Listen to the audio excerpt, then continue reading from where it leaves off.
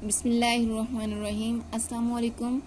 Secondary class आज हम शुरू करते हैं 12वीं हदीस मुबारका, जिसमें फ़ुज़ूल बातों फ़ुज़ूल कामों से बचने का हुक्म दिया गया है।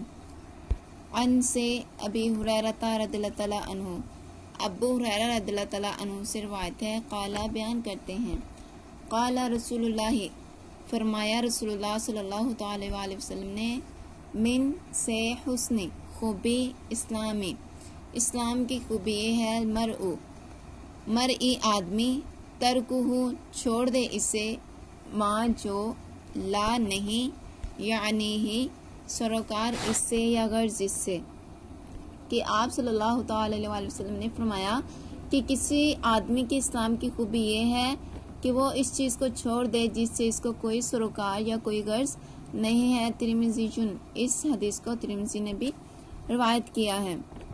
जी तो स्टूडेंट्स, इस हदीस मुबारक में तमाम चीज़ें जो कि फ़ुज़ूल हैं, जिनसे कोई गर्ज कोई मतलब ही नहीं, वो सारी आ जाती हैं।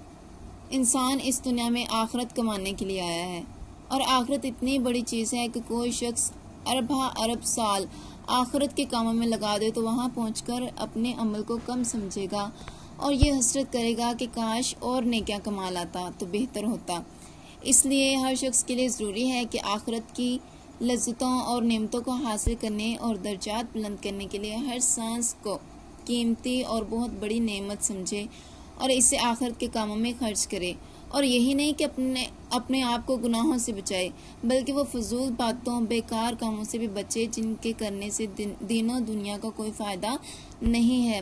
क्योंकि फजूल बात और बेफ़ायदा काम में अगर गुनाह ना भी हो तो क्या ये थोड़ा नुकसान है कि जितनी देर कोई फजूल बात या बेफ़ायदा काम किया, इतनी देर में जो आखिरत की कमाई हो सकती थी इसे महरूम हो गया।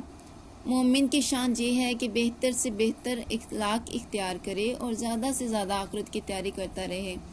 लायानी कामों से बचने की एहतियात ना करने से इंसान बाज़ुकात ज़बरदस्त गुनाहों में घिर जाता है और इंसान को पता भी नहीं चलता कि वो क्या कर रहा है और गुनाह ज़्यादा बढ़ते ही जाते हैं। तो अगर इंसान लायानी चीज़ों से इज्तनाब करे तभी वो दुनिया आखिरत में सुरखरू और कामयाब हो सकेगा। आगे 13वीं हदीस मुबारका, मोहब्बत का बयान या ईमान की शर्त।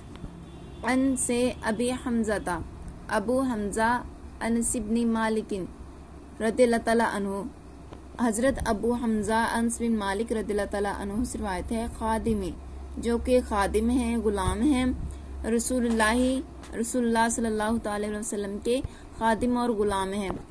अन्ना के रसूलुल्लाह सल्लल्लाहु अलैहि वसल्लम ने क़ाला फरमाया, ला युमिनु नहीं मोमिन होता, अहादुकुम तुम में से कोई, अहादुकुम तुम में से कोई, हत्ता यहाँ तक के, युहिब्बु वो पसंद करे, ली अखीही अपने भाई के लिए, माँ जो युहिब्बु वो चाहता है या जो पसंद करता है, ली नफ्सिही अपने लिए।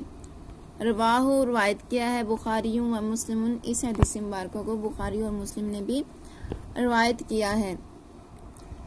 जी तो ढेर तालबात, इस हदीस मुबारक से हमें ईमान की सबसे अहम शर्त का पता चलता है जो कि हुकूकुल इबाद की तरफ इशारा कर रही है, यानी कि अपने भाई के लिए वही चीज़ पसंद करना जो कि अपने लिए पसंद हो।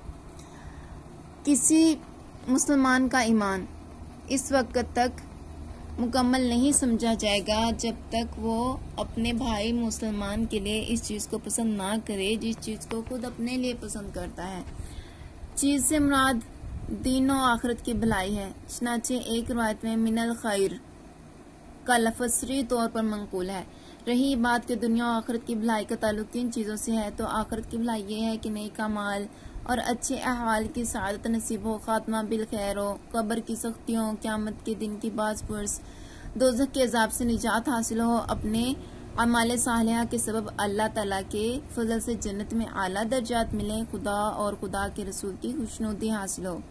इसी तरह दुनिया की भलाई ये है कि इज़्ज़त आबरू और नेक नामी, खुशहाली ज़िंदगी नसीब हो, माल दौलत और असबाब राहत हासिल हों, अच्छे अहवाल किरदार के हामिल अहले खाना और साले नेक फरमाबरदार औलाद की नेमत मिले और ये सब चीज़ें आखिरत का वसीला बने। ये दुनिया की चीज़ें हैं जो कि आखिरत का वसीला बन सकते हैं।